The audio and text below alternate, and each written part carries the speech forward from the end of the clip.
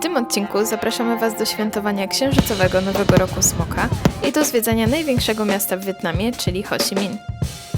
Na końcu przekonamy się, czy uda nam się dotrzeć po taniości do Kambodży.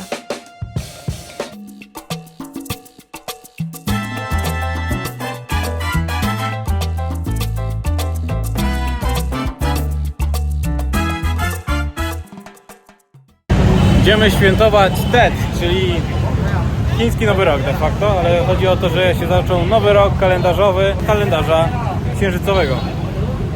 Jest dzisiaj 9 luty. Zobaczmy, jak to wygląda. Nie uwierzycie, gościu zdarł z nas 9 zł za parking skuterem w centrum miasta, na jego krawężniku. Gdzie się zbierają, siedzą sobie na podłodze, na jezdni, żeby obejrzeć fajerwerki. Teraz będzie rok smoka. Zobaczcie, ile to jest ludzi. Tutaj ludzie sobie siedzą na trawce. Chyba mają najlepszą miejscówkę, jaką mogą mieć. Jeszcze godzina 10 do całego wydarzenia. No i usiedliśmy. Tam na szczycie kosztuje 500 tysięcy dongów, żeby usiąść. A my siedzimy na trawie. Teraz już wiemy, że się siedzi na trawie i czeka na nowy rok. Wolę naszego Sylwestra. U nas też ludzie czekają na fajerwerki. No dobra, ale nie tak, że się to na trawie. Wow!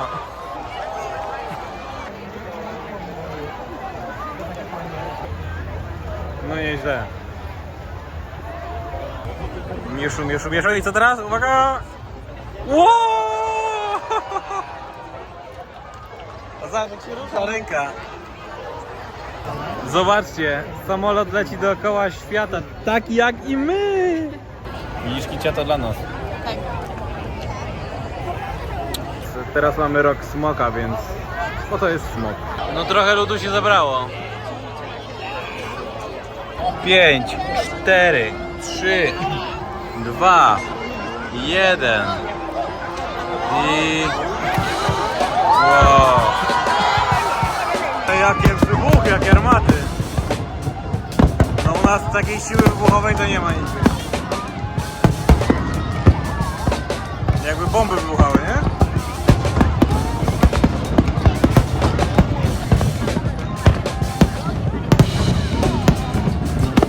Jego najlepszego.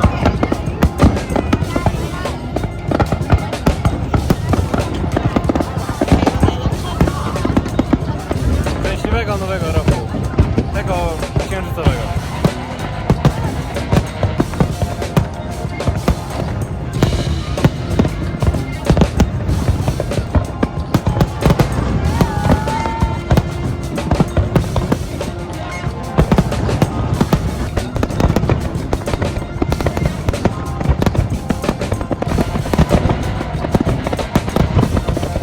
No niestety gorsza trochę strona Wietnamu i tego wydarzenia.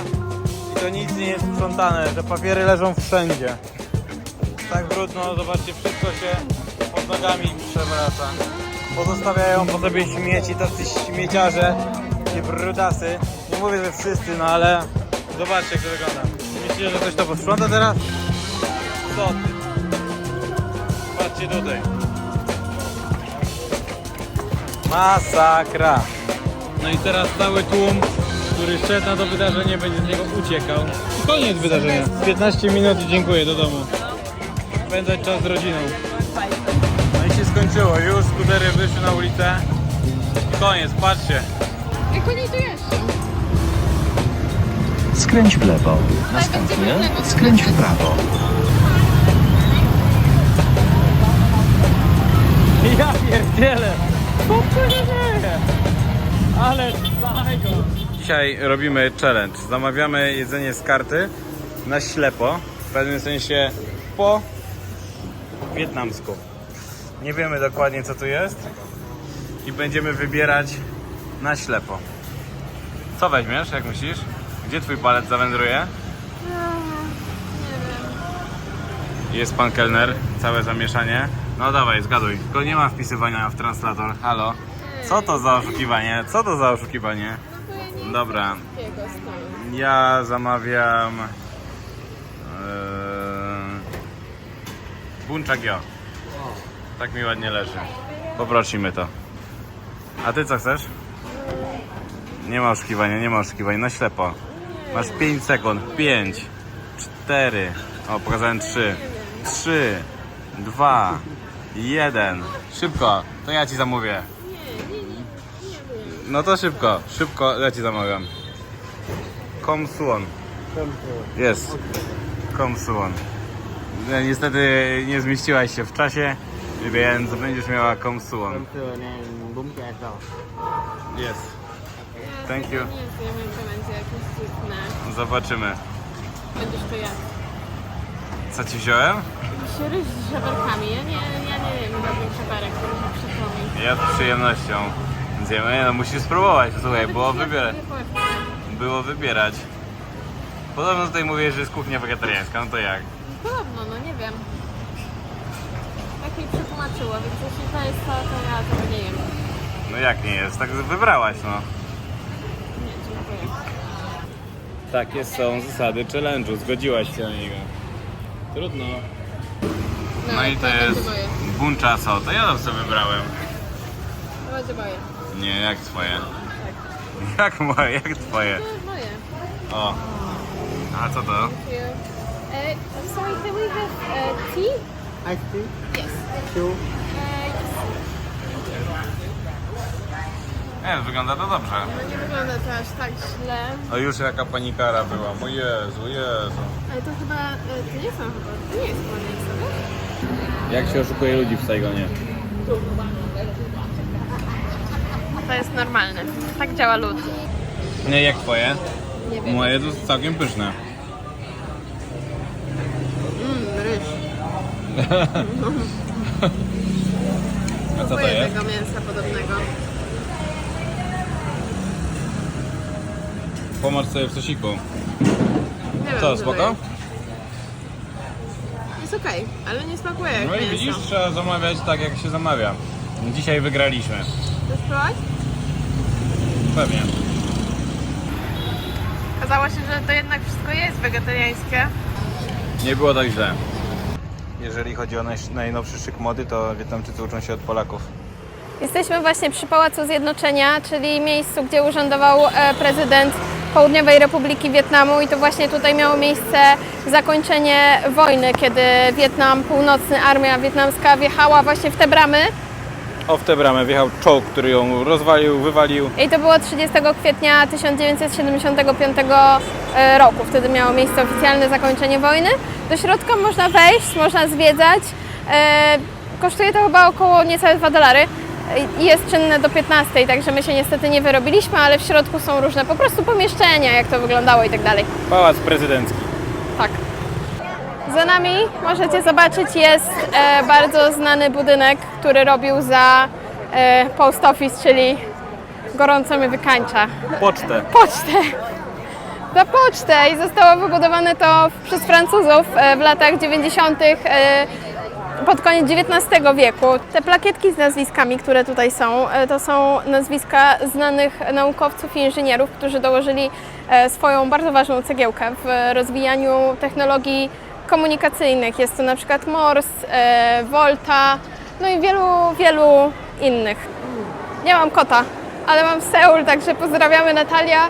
Pewnie jak to zobaczysz, to już będziesz w Warszawie, ale tylko 2 godziny nas dzielą teraz. Teraz ten budynek dalej pełni funkcję poczty i możecie stąd wysyłać swoje pocztówki. Jest w takim stylu no, francuskim, tak jak widać, tak jak z zewnątrz, tak i w środku. W środku może trochę mniej, a za mną po piersie powstało tutaj Słońce Narodu. To chyba największe, jakie widzieliśmy do tej pory. Jesteśmy teraz przed katedrą Notre Dame, a przed nią Matka Boska trzymająca jabłko Edenu. Widziałem kiedyś takie coś w takiej grze Assassin's Creed, jeden z moich ulubionych, jabłko Edenu, ale nie o tym będę dzisiaj mówić. Wietnamczycy bardzo mocno wzorują się na Francuzach, także z katedrą Notre Dame, która tutaj powstała akurat w 1880 roku. Jest też w rekonstrukcji, jak prawdziwa katedra Notre Dame. Niestety tamta bardzo smutno, że została spalona. Niedoszczętnie na szczęście, ale po części, ale ta też przechodzi pewną renowację. Najpierw powstała właśnie oto ta katedra, a zaraz później budynek poczty, który znajduje się o właśnie tam. A jeszcze, żeby było ciekawiej, to ta katedra powstała z cegieł, które są francuskie. Jesteśmy teraz na ulicy Książek. To jest raj dla tych, co czytają. Ja akurat wolę czytać troszeczkę w internecie. Może nie trafiłem jeszcze na takiej książki, książkę, która by mnie zainteresowała. Myślę, że ta by była dla Ale Ciebie. myślę, że ta była idealna, ze słonikiem, który się bawi z myszką. No, zawsze mogę się przerzucić na dinozaury, ale musiałbym się jeszcze wietnamskiego nauczyć. Ta ulica znajduje się zaraz obok poczty, która jest tutaj, a katedra jest zaraz za nami. Wszystkie atrakcje tego miasta są tak naprawdę niedalekiej odległości od siebie. Wietnam w ogóle jako miasta i ulice w Wietnamie są podzielone tematycznie, co jest bardzo też ciekawe, ponieważ jak jesteśmy na ulicy Książek, to znajdziemy same książki. Jesteśmy na ulicy, powiedzmy, okularów, kurtek, płaszczy i innych rzeczy, jakichś ubrań, to znajdziemy właśnie ubrania. Więc to jest o tyle fajne, czego uważam, że też brakuje w Polsce, to właśnie tematyczne podchodzenie do sprawy. Tak jak wiele centrum handlowych jest na świecie rozsianych, to na przykład czy w Stanach Zjednoczonych, co jest akurat dobre, czy też w Chinach, gdzie byliśmy, gdzie jest jeden poziom butów i wszystkie są firmy. Czasami to jest problematyczne dla firm, które musiałyby na przykład wykupować 5 stoisk, jeżeli mają 5 grup asortymentów, na przykład buty, nie wiem, ubrania, torebki, ale dla człowieka, który przychodzi na zakupy, jest to dużo, dużo korzystniejsze.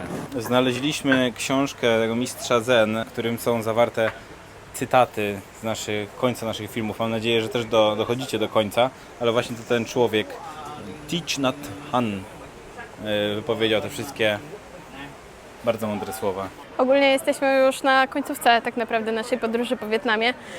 Saigon to jest nasze ostatnie miejsce. I to, co zauważyliśmy do tej pory, że Wietnam jest podzielony na takie regiony. Każde miasto jest inne i ma bardzo dużo takich swoich specjalności, specjalnych rzeczy. Jedzenie na przykład, albo jakieś właśnie konkretne historie związane z Francuzami, z Amerykanami i tak dalej. Gdzie nie pojedziecie, tam zawsze coś nowego się znajdzie. No nam osobiście ten Saigon chyba najmniej się podoba, bo to jest takie bardzo duże miasto, gdzie dużo się dzieje, ale jest takie trochę nijakie. W każdym razie jeszcze jedna ciekawostka odnośnie sklepów. Jeśli przyjdziecie i jesteście pierwszym klientem danej budy, danego sklepu, to wiele osób tutaj wierzy, że pierwszy klient przynosi szczęście. Więc to jest moment na targowanie się. Oni są wtedy w stanie Wam sprzedać coś za bardzo niską cenę. Nie bardzo chcą dać Wam odejść, bo jeśli Wy postanowicie kupić coś gdzie indziej, to im to przyniesie pecha na cały dzień. Także nam się tak udało kupić przypinki. Tak, to prawda. Gdzie my byliśmy? W Hoi An. I z 70 000 dongów za jednego pina zeszła do 80 za 2. Bo nie chciała nas po prostu puścić dalej i my daliśmy jakąś cenę, w końcu machnęła ręką, dobra, sprzedam Wam. Także polecamy przychodzić wcześniej do sklepów. W ogóle tutaj jest jakoś niewspółmiernie dużo ludzi robiących sobie z tym zdjęcia. A to jest ogólnie market, taki duży bazar. I skład zamknięty dzisiaj, Chyba zamknięty, no. ale masę ludzi sobie po prostu robi przy tym zdjęcia i w ogóle jakiś wow. Tak, bo oni teraz tutaj mają trochę dni wolnych w związku z tym Nowym Rokiem. I jest dużo imprez, na przykład ten festiwal książki tutaj, albo właśnie ci ludzie, którzy się poprzebierali i robią sobie wszędzie zdjęcia. To taki specyficzny okres teraz. Jest jakoś dużo klubów, bardziej taka imprezowa część tego Saigonu. No ale jest mega tutaj drogo. To jest klub Sahara, nie trzeba tam wchodzić, żeby poczuć tą temperaturę teraz. Dramat. To fajnie wygląda. Co to jest? Saigon Bar. Gościu z mordą. O, bir, no, bir. Tôi yêu Việt Nam. Trochę ma parcie na szkło, chciał się wpieprzyć przed kamerę. No i tutaj bardzo dużo naganiaczy jest. Chyba jakiś bar Polaków. Pijany bir o Wietnam. Zaraz zobaczymy, ale tam jest ciekawe przedstawienie.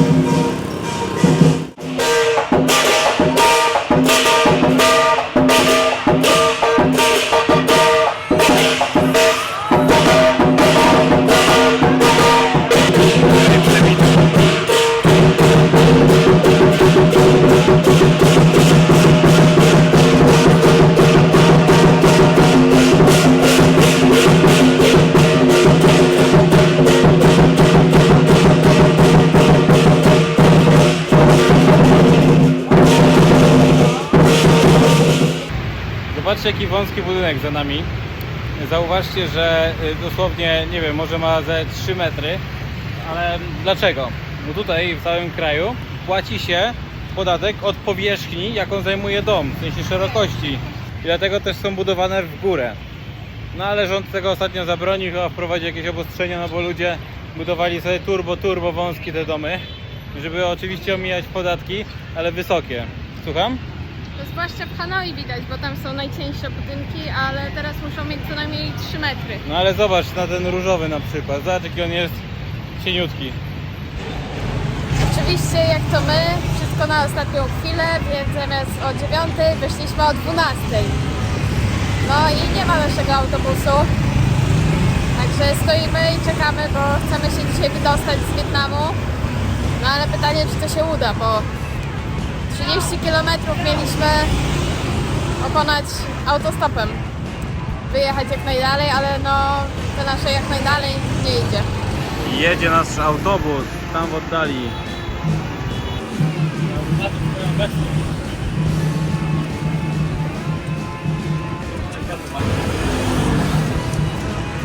Udało się. Jedziemy.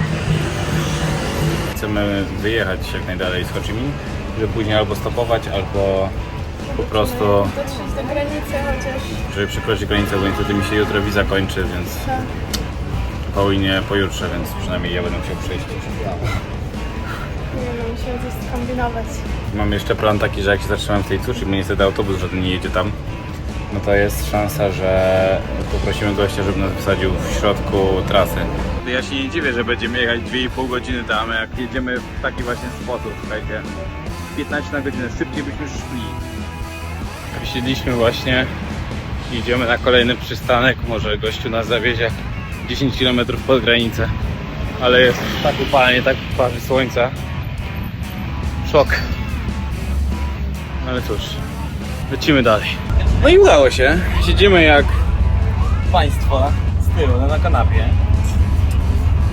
Jedziemy. Jeszcze nie wiemy, ile to będzie nas kosztowało, bo nie chciał nas żadnych pieniędzy na razie, więc Ale zawsze będziemy mieli tylko 10 km do granicy. myślę, że on nie chce po prostu chodzić kilka razy po ludziach i zbierać. Jedyny problem w tym busie jest taki, że tutaj nie ma klimatyzacji, więc jest katastrofa. Znaczy nie, no jest klimat. No i jesteśmy i będziemy się przemieszczać właśnie do Mont Thank you. Go, go. Go. No. No. Jak normalnie, jaki upierdliwy.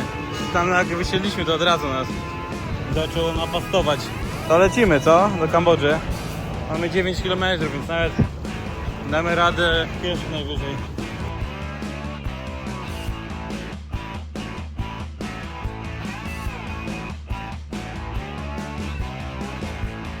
Może ktoś nas podrzuci, ale jak na razie się średnio zapowiada, chociaż ludzie jadą. I to jest tylko droga na granicę, więc Paula poszła pytać, czy mają karton.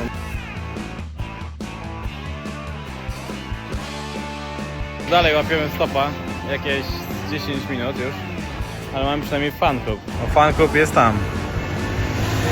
Obserwują nas cały czas. Jak ci na krzesełku? Udało się, jakiś miły pan nas zabrał. W sumie nie staliśmy jakoś super długo, z 15 minut, 20 max, więc jedziemy. No i dojechaliśmy. Będziemy przekroczyć granicę. Wietnam, Kambodża. Zapytałem za ile Dragon Fruit, które są tutaj. No i Wodzia dała nam jednego. Koniec przygody z Wietnamem. Było fajnie. Bardzo fajnie. Myślę, że jeszcze raz tu wrócimy.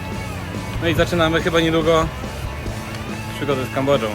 Zobaczymy jeszcze za ile wejdziemy, czy wejdziemy i czy będą chcieli nas trochę wycyckać. No ale może nie będzie aż tak źle.